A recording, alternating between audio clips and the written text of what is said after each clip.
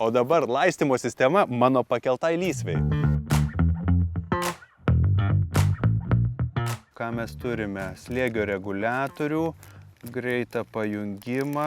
Štai čia šlangai pajungimas, čia kraneliai maži, kur galima valdyti netgi kiek vandens išbėga, jeigu vienai daržovė daugiau, kitai mažiau, užaklintos ir šakotuvai. Jeigu mes turime vieną lysvę, antrą, trečią lysvę, tai mes galim turėti kelias lysves, būtent šakotuvų pagalba. Ir paskutinis tai žarna, mikrolašintuvas, kuri turi skylutes specialias, kas 15 cm ir varva prie kiekvieno augalo. Gerai, noriu išpakuoti greičiau. Darbui vykdyti paprastas patarimas siūlau susirasti iš vidaus, kur jos yra pradžia. Tada labai gerai, tada nesusinarpliuoja niekas. Gerai, na dabar pabandykime išvežioti.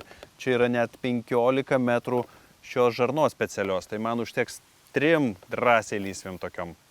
Gerai, bandom dėti iš kraštų, aplink augalus. Ir dar aš turiu štai tokius prismeigėjus.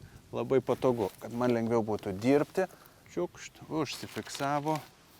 Žiūrėkite, mažas kranelis.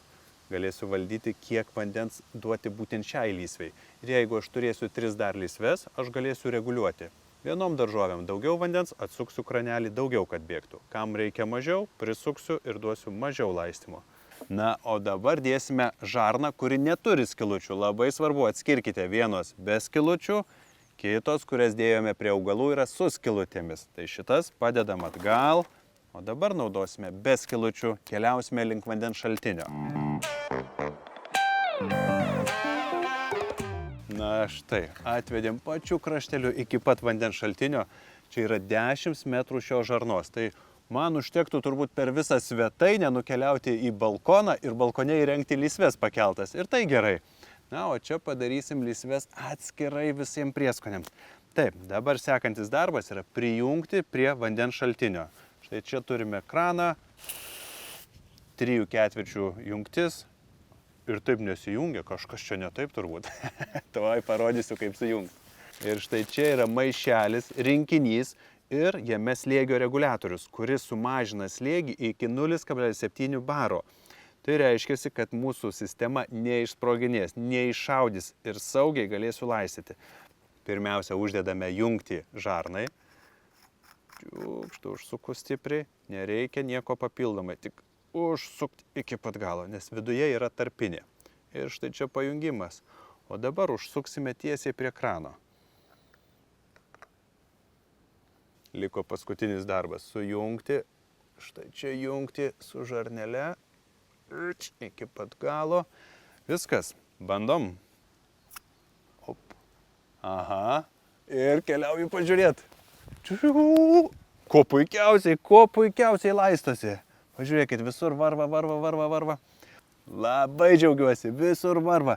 Ir supraskite, kad kiekviena ši skylutė iš langelės išlaša po 1,5 litro per valandą. Tai jeigu aš turiu 20 skylučių šioje lysvėje, reiškiasi 20 × 1,5 30 litrų per valandą.